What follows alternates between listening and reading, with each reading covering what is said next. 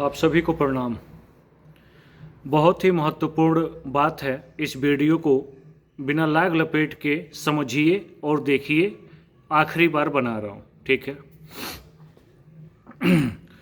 UP TET 2021 में जिस file को लेके असमंजस की स्थिति बनी हुई है कि फाइल पढ़े कि न पढ़े, काफ़ी लोग तैयार नहीं हैं और मैं भी शांत बैठ गया कि भाई जब मैं थक हार के बैठ गया, मैं इलाहाबाद गया, इलाहाबाद आने के बाद भी अब लोग नहीं तैयार हो रहे हैं, तो अब इस पर कुछ कहा नहीं जा सकता है। लेकिन एक बात अमल करनी चाहिए।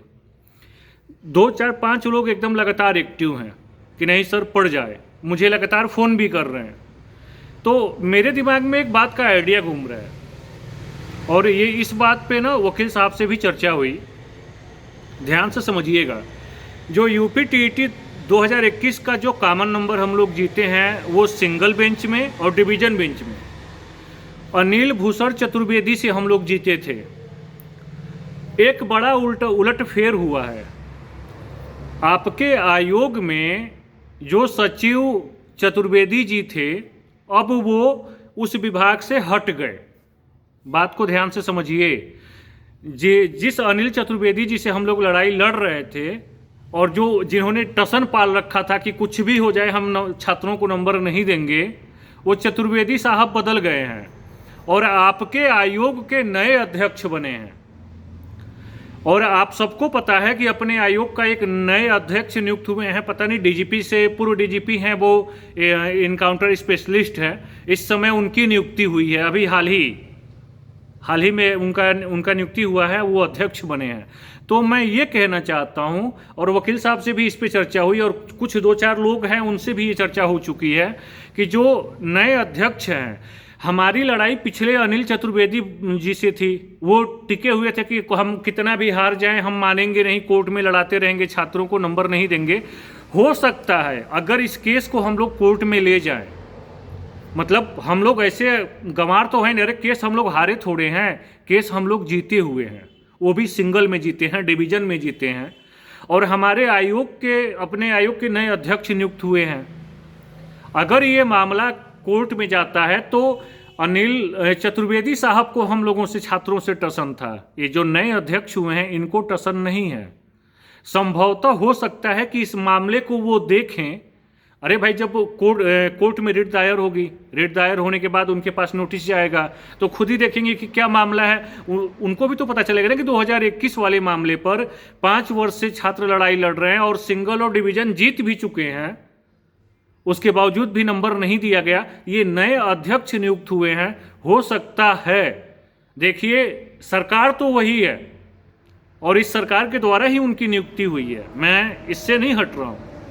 लेकिन ये अध्यक्ष महोदय हो सकता है कि उनका विचार अलग हो, इनका विचार अलग हो। ये छात्रों के साथ थोड़ा रियायत दिखाएं और जो लीगली तौर पे सही है वो नंबर, कॉमन नंबर हो सकता है, इशू कर दें। और मात्र एक ऑप्शन बचा है हम लोगों की फाइल, प्रगति अग्रवाल की ही फाइल पर इस पूरे केस को लड़ा जा सकता है। बाकी प्रदेश में दूसरा कोई फाइल भी नहीं कर सकता इस मुद्दे पर। उस फाइल, सिर्फ मैं ही प्रगति अग्रवाल वाली फाइल को लेके मैं लड़ सकता हूं और उसमें अपने कैंडिडेट्स को उसमें जोड़ सकता हूं। तो यार एक ऑप्शन बचा है और ये भी एक बड़ा मुद्दा है। जस्ट अभी, मतलब वीडियो बनाने से पहले 2 मिनट पहले फ़ोन आया था, जो बस्ती से मैडम हैं उनका, अभी तत्काल उन्होंने रिक्वेस्ट किया कि नहीं सर आप एक बार वीडियो बनाइए। मैंने, जबकि वकील साहब से हमारी पूरी बात हो चुकी है और अभी वकील साहब से दिन में बात हो रही थी, इस पर ही चर्चा हो रही थी कि अगर जो नए सचिव, नए अध्यक्ष बने हैं अपने आयोग के, असल में क्या था कि जो पुराने वाले चतुर्वेदी साहब थे ना, वो बड़े टसनबाज आदमी थे। उनको ये लगता था कि हम कुछ भी कर ले, छात्रों को एकदम भला होने नहीं देंगे।